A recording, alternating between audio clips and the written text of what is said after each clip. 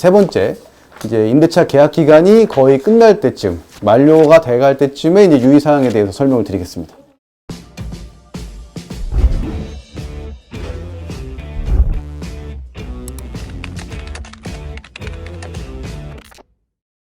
오, 이거 진짜 그쵸, 유용해요. 곧 네. 얼마 남았어요? 이제 1년 남았어요. 1년 남았죠. 커밍순입니다. 이게 이거 커밍순. 잘 들어야겠다. 맞아요. 시간은 금방 가니까. 시간 금방 가요.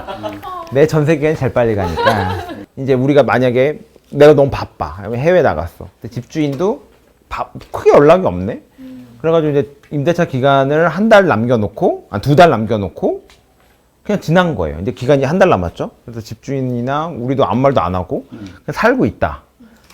그랬을 때는 내가 갑자기 걱정되잖아. 나 이거 계속 살아야 되는 거야? 나가야 되는 거야? 그럼 네. 그쵸?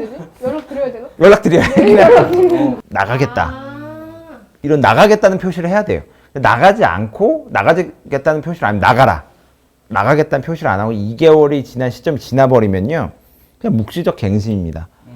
그래서 집주인도 갑자기 나가라고 막 1개월 남겨놓고 나가라고 한다고 해서 우리가 나갈 의무가 없는 거예요. 법으로 갱신이 된 거예요. 묵시적 갱신이라고 표현을 해요. 이런 경우를. 그러면 전 임대차 기간과 동일한 조건으로 새로운 임대차가 시작되는 거예요. 아, 동일한 조건. 동일한 조건으로.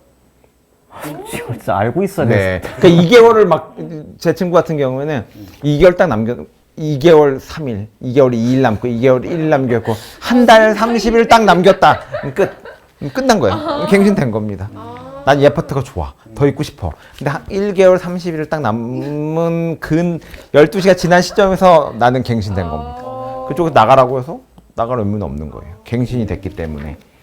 저 그럼 질문이 하나 있는데요. 아까는 그 2년 동안 계속 살아야 되잖아요. 근데 이제 묵시적 갱신이 되면 그래도 또 2년 똑같이 동일한 조건으로 살아야 되는 건지.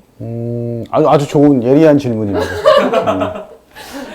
결론부터 말씀드리면 그럴 필요가 없다. 왜죠? 아까는 그치? 맞아요. 아까는 지켜야 된다고. 좀 화를 냈죠, 화를.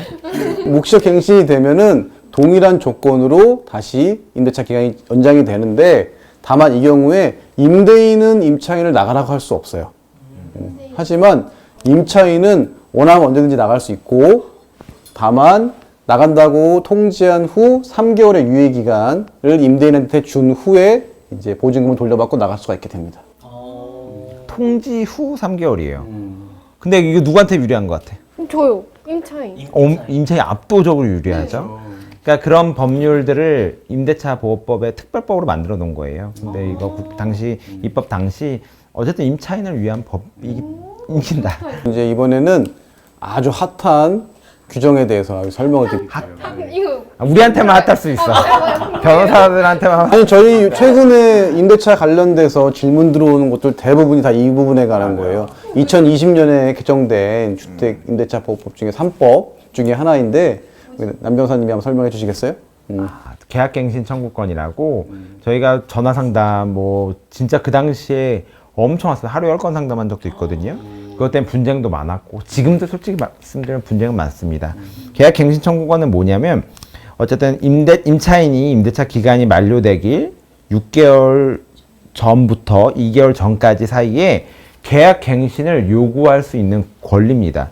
이거는 주어가 보듯이 임차인이 임대인에게 자신의 권리로 갱신을 한 번 더 해달라고 1회에 한정돼서 갱신해달라 요구하는 권리입니다. 이는 법이 정한 정당한 사유 없이는 거절을 못하는 거예요. 맞아. 이거 본 적 있는 거. 그렇지, 본 적 있는 거죠.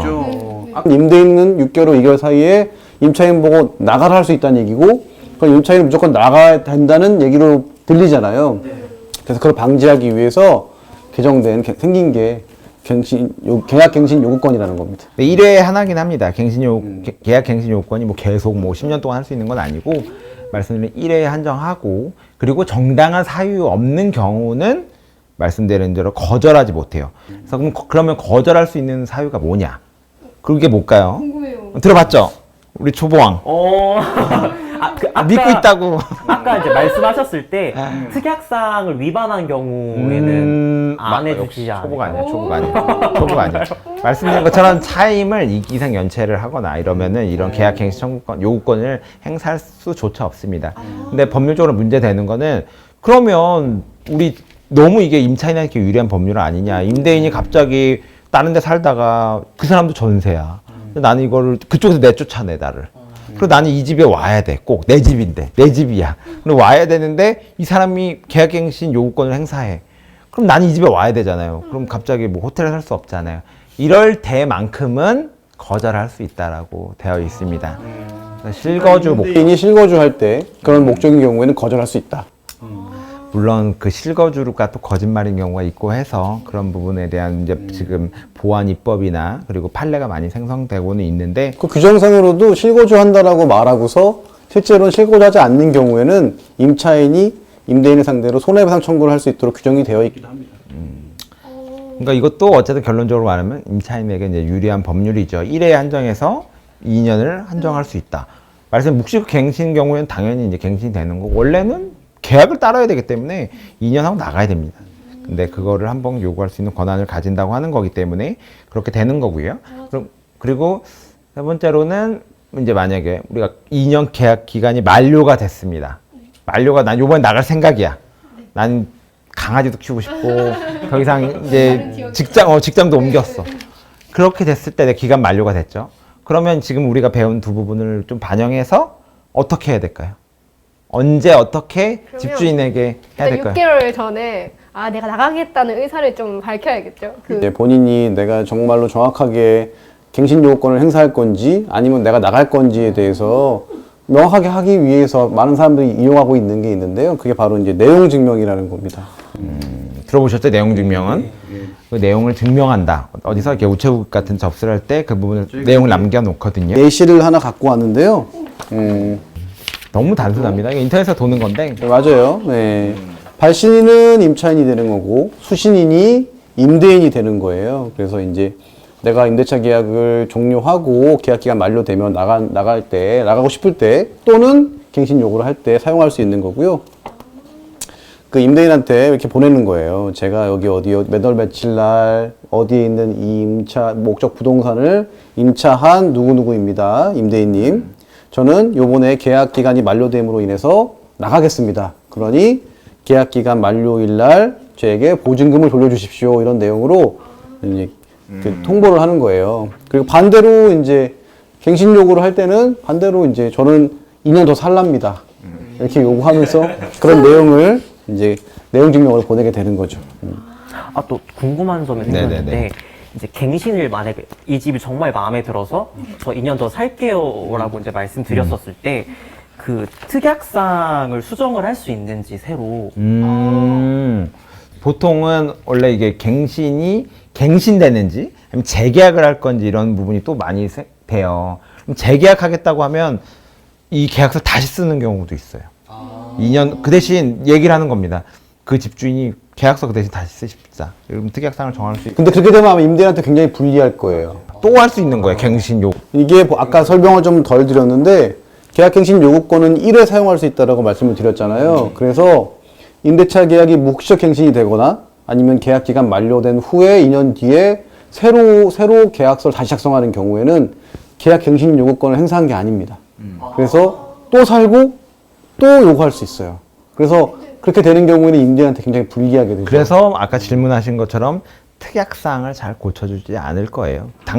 특약이 이제 물론 뭐 각자 계약서 가져와가지고 수정하고 도장 찍고 이렇게 해서 하면 효력이 있어요. 효력이 있는데 다시 이거 작성하면서 특약 써달라면 안 해주고 전에 있던 계약서 가져와서 우리 몇 월 며칠을 썼다 하고 특약상 하고 서로 지장 찍고 하면 뭐 법적 효력은 있을 거로 보입니다. 일부 수정하는 정도는 괜찮을 것 같은데 이제 전반적인 내용을 다 특히 제일 중요한 거 이게 계약 기간이라든지 금액이라든지 이런 부분에 관해서 다시 쓴다면 그건 재계약이 되는 거고 그거는 갱신 요건 행사한 게 아닌 게 되니까 임대인한테 불리하기 때문에 네, 쓰지 않을 겁니다. 그리고 내용 증명뿐만 아니라 문자 그리고 카톡도 많이 쓸 수 있어요. 근데 문자나 우선 이게 내용 증명이라는 걸 왜 쓰냐면 내용 증명은 등기과 같은 것이어서 우체국에서 누가 몇 분 몇 초에 받았다라는 부분이 되거든요. 근데 문자로 보내버리면 이 사람이 읽었는지 안 읽었는지를 답을 안 하면 이게 내 도달을 해야 돼요. 도달. 내가 혼자 내용 증명 보냈다 좋아하고 있으면 안 되는 거예요. 뭐 만족하고 난 이제 법률을 알아 이제 이러면 안 되는 겁니다. 그러니까 근데 저는 뭐 비슷한 얘기긴 한데 저는 카카오톡 보내고 일 없어지면은 수신한 걸로 간주합니다. 캡처해가지고 저희 네, 그래도 돼요. 일이 없어졌잖아. 그럼 그럼 읽었다는 내용이니까. 이러고다는 거죠. 근데 문자는 일이 안 없어지니까 가급적 카톡 또는 녹음. 근데 정확하게 하려면 내용 증명으로 보내시는 게 좋고 그리고 뭐 녹음도 굉장히 좋습니다. 그럼 녹음하는 건 불법은 아니? 네. 굉장히 좋은 질문이에요. 초보가 아니야. 초보가 아니야. 아주 예리한 질문들이 계속 나오고 있는데 이 대화자 간의 대화를 녹음하는 거는 제가 녹음합니다라고 말 안 해도 말 안 하고 녹음을 해도 불법이 아니에요. 네, 그 통신비밀보호법이라는 법이 있는데 대화자 간의 녹음은 불법이 아니라고 규정되어 있습니다. 그러니까 말씀드린 것처럼 기간 만료 시는 내용 증명, 카톡, 녹음을 통해서 통화를 통해서 저희가 임차인이고 이번에는 제가 계약갱신을 종료하고 해지하겠습니다는 말을 표시하고 그쪽에서 알았다는 말들을 듣고 하시면 될 것 같습니다. 그리고 보증금 받고 그와 동시에 그리고 저희도 집을 빼주고 이렇게 하면 되는 부분으로 보여요. 그리고 이때 못 받았던 부분들은 당연히 또 이제 소송이 가고 뭐 여러 가지 법적 분쟁이 있겠지만 그렇게 하면 너무 길어지기 때문에 우리 사회초년생들은 그런 일이 발생하지 않길 바라며 그분 나중에 저희가 3, 40대를 대상으로 강의를 뭐 한번 해보겠습니다. 그래서 이번 초년생들은 집 구하고 계약할 때 그리고 기간 만료됐을 때 아니면 갱신됐을 때 어떤 부분을 주의해야 되는지에 대해서 저희가 이제 한번 좀 이렇게 형식적으로 해서 한번 말씀드렸고요. 그리고 말씀드린 것처럼 앞으로 살아가시는 데 있어서 이렇게 전월세나 임대차 계약서 하실 때 저희가 말씀하셨던 부분들이 많이 도움이 되었으면 좋겠습니다. 저희가 지금까지 저희가 사회초년생을 위한 임대차 보증 계약 시 유의사항에 대해서 저희가 전반적으로 보았고요. 다음에는 좋은 콘텐츠로 보답할 수 있도록 노력하겠습니다. 이상으로 로맨지의 남성진 변호사 신혁범 변호사였습니다. 감사합니다.